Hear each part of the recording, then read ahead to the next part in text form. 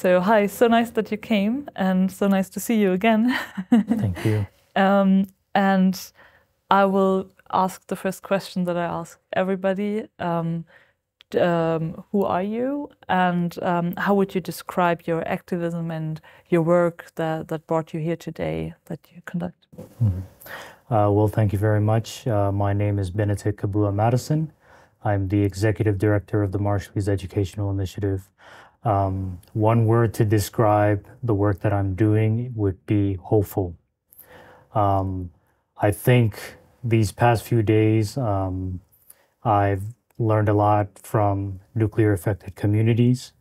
One thing that we all have emphasized is the importance of making sure that our nuclear legacies, our narratives, are under our control and are shared with others. I believe that there is so much out there that we have yet to know when it comes to our nuclear legacies. And therefore, I believe that we have an important role in making sure that we can create a world without nuclear weapons through the stories that we have to tell. What are the effects that you talked about and the stories that are told, especially on the Marshall Islands? Well, I think to just give a brief background history about the nuclear testing program in the Marshall Islands. So the Marshall Islands were used by the United States for nuclear development, where they tested 67 nuclear weapons. That's about 1.6 Hiroshima bombs every day for 12 years, from 1946 up until 1958. Of course, as a result of that, we're talking about forced relocation, people having to leave their traditional homelands, people's home being destroyed, lands that they depended on for centuries for food in order to survive. Nuclear weapons testing has contributed to nuclear-related illnesses such as cancer, for example, leukemia, thyroid, stomach, liver cancer, and much more. In fact, there's about 39, if I remember correctly, different radiogenic illnesses that were recorded by the nuclear tribunal's claims several decades ago within the Marshallese community. And then, of course, we also have to deal with the high rates of diabetes, given that when you destroy, when lands that belong to people are destroyed, they have to then depend on food that's imported from the outside world.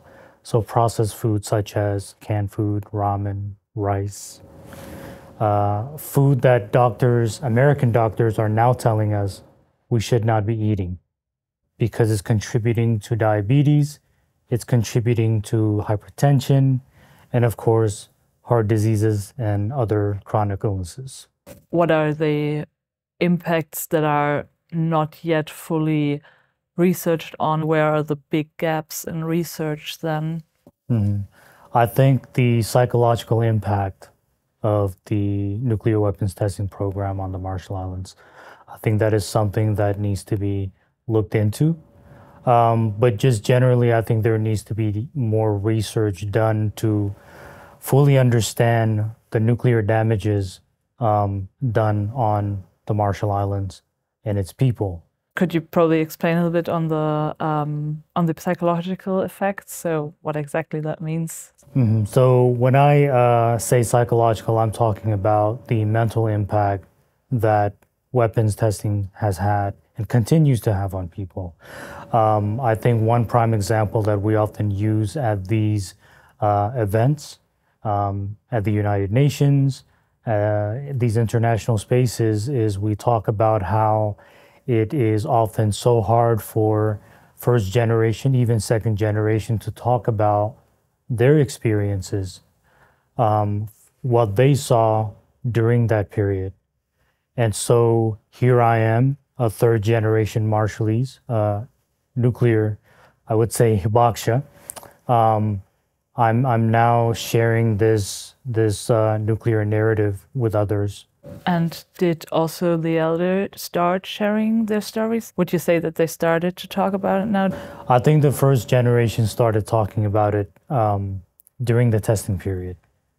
There were the two petitions that were submitted by Marshallese leaders, many of them who have now passed, they're no longer with us, asking the UN to stop or halt US nuclear weapons testing in the Marshall Islands.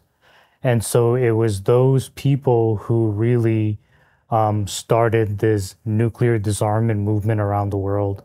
And now here we are. There are many of us around the world pushing for the elimination of these weapons of mass destruction. And the generations to come, what are the problems for young people to participate, and what should others do to contribute to make space for these young people? Mm-hmm. I think one of the biggest things that we're doing at MEI is to make sure that we educate the young Marshallese population about their nuclear legacy. This is a legacy that's not taught here in the US, not the classrooms. It's not included in the American history textbooks. And yet, at the end of the day, it's American history. And so we serve as that bridge to make sure that Marshallese are fully aware of their nuclear legacy. Now, I'm still learning, my organization is still learning, but what we've learned, we're passing that information down to the next generation of Marshallese who will one day be invited to spaces like these, to MSP and other international meetings to share their people's narrative with the world.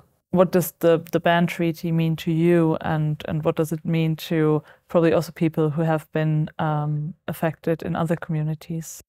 I think one, it means nuclear justice, and two, the elimination of nuclear weapons. You know, those are the two major goals that we are trying to push governments around the world to support. Obviously, as a nuclear affected community member, my country has yet to achieve nuclear justice. But also, the reason why we're also in these spaces is so that we can let people know, look, we are living the experiences of what happens when nuclear weapons are used. So therefore, it's not worth having these weapons around. And therefore, we need to make sure that they are completely eliminated. And what do you do in your organization to educate, for example? So what is your approach towards younger people to share the whole legacy and what it means? Yeah. The Marshall Islands nuclear legacy is a traumatizing one.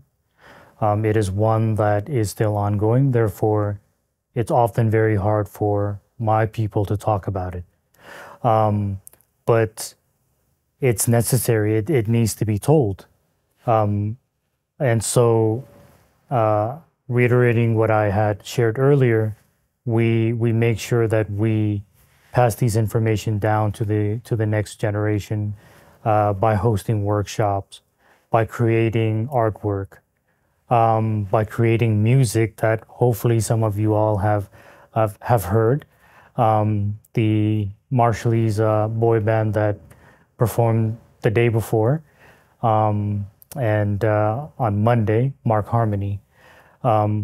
They too are still learning their nuclear history. In fact, they approached me maybe 4 or 5 years ago asking about the nuclear legacy.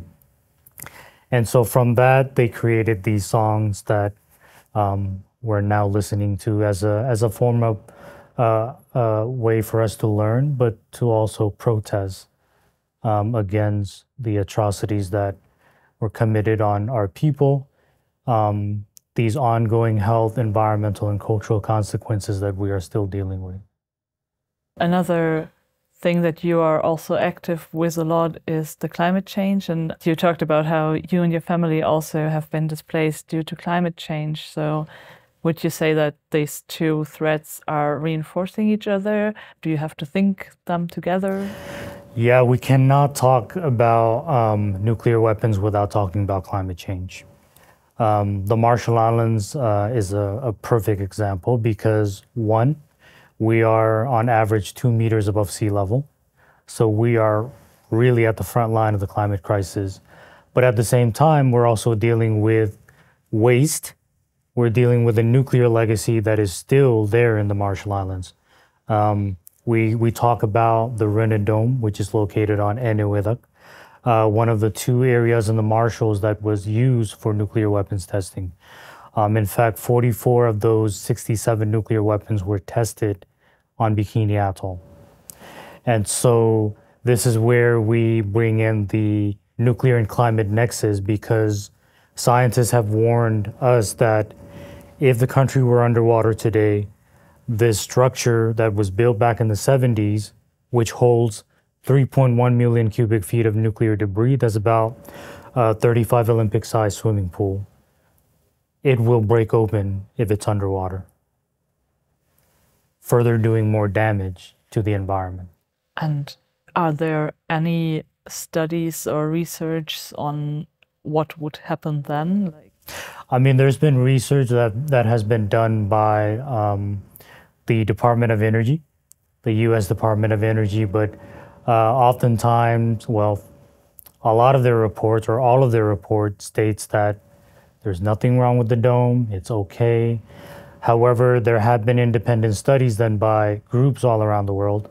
And recently, a study done by the K=1 project that's under Columbia University.